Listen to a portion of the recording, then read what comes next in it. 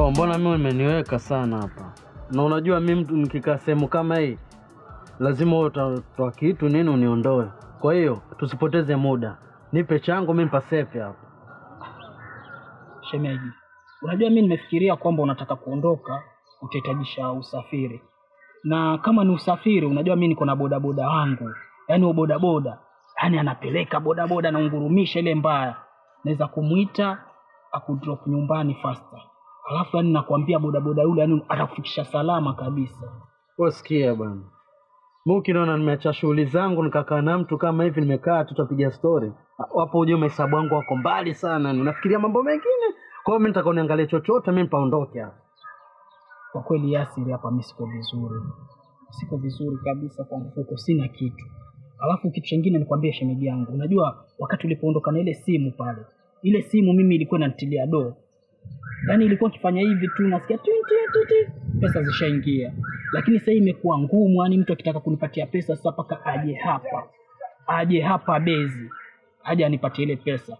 Na hivi ninavyokuambia ni kwamba kuna mtu sasa hivi inafaa nikamuonyeshe nyumba. Nyumba ile mimi nitapokea 20,000 deposit. Sasa akishaniletea kitu kama ile mimi nakupatia ngapi? 5,000 shemeji yangu na kuondoa vizuri salama kabisa. Sasa waongea masuala ya simu hapa. Kwa hiyo ina maana nikikupa sister yangu wewe utazingua yani utamweza kabisa. Hapana. Mimi ile jukumu langu nitalibeba kama jukumu langu. Dadako mimi nakwambia nitamlinda, nitamweka kwenye maisha mazuri. Ile simu unajua nilikuwa nimenunua 100,000. Sasa ile 100,000 sasa hii kidogo naichanga. Unaona? Lakini kesho mimi nakuwa shanunua simu nyingine, nitanunua simu ya 150,000. Kwanza ile sister mimi nimemwekea yani guard hali ya juu sana. Utafikiri ni rais na mabodyguard. Kwanza asubuhi nimemshika na dogo fulani hivi ana asili sio na kalikiti sio nini anasepseti nyele cheupe hivi. Huyo ni doza. Atakuwa ni huyo doza. Nimemfanyia pale nini nikapokonya simu nikamtoa viatu mimi nikasepa nikaenda jiangalia mbele.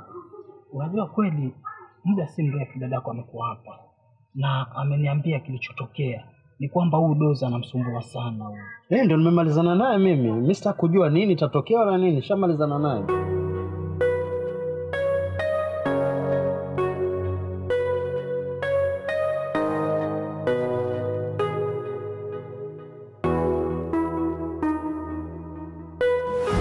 Kwa hivyo doza umekuwa ukinidanganya huo muda wote.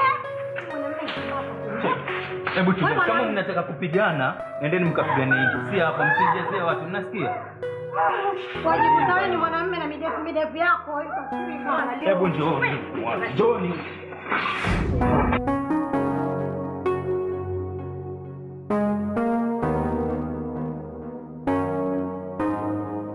Najua doza amesumbua pale kwa nyumba kwa siku akosi wasichana 5 kuwaleta kwa ile nyumba.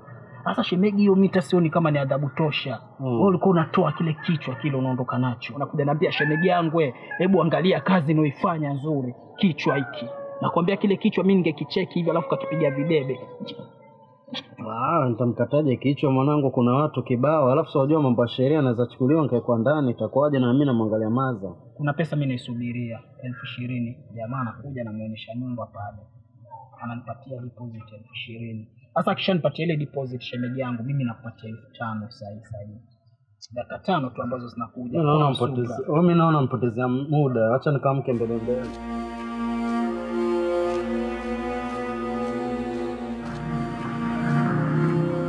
Nachukuliaje? Yaani mimi poka huyu.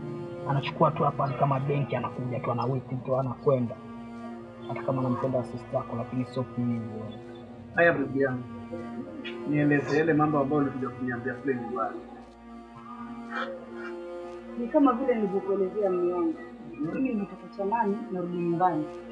Kufika kile kichochoro cha mzee Karisa kutokezea hapa kwa mzee Kenga, nikaona nimetaka. Angangana toa handbag, toa cheni.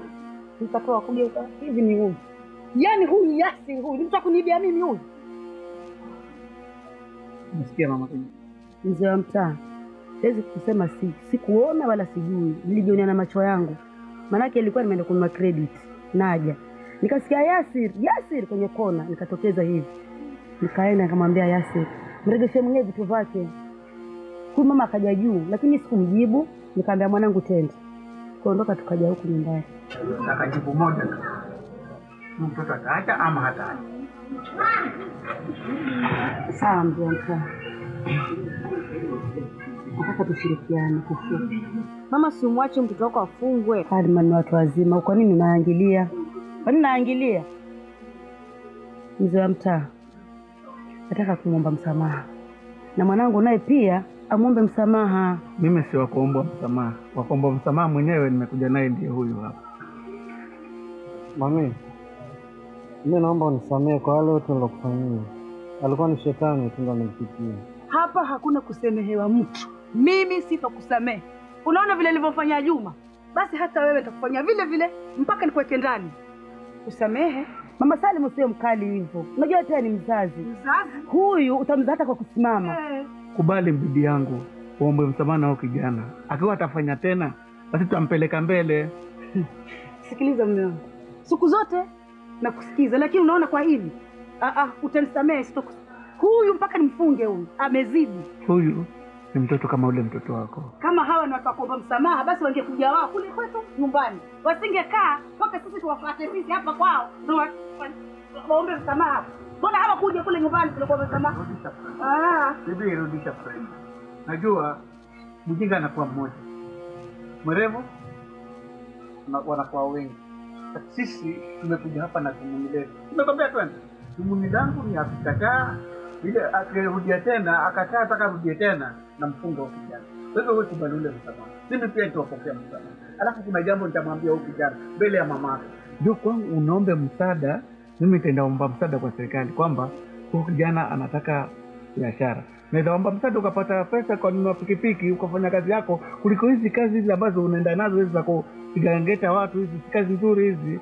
Babako alikuwa nazo visanga tani anaitwa Masan. Wewe nawe umeingilia huko. Mimi sitaki jambo kama hilo.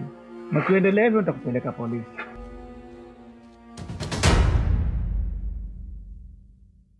Sanga kila kwetu kukicha ni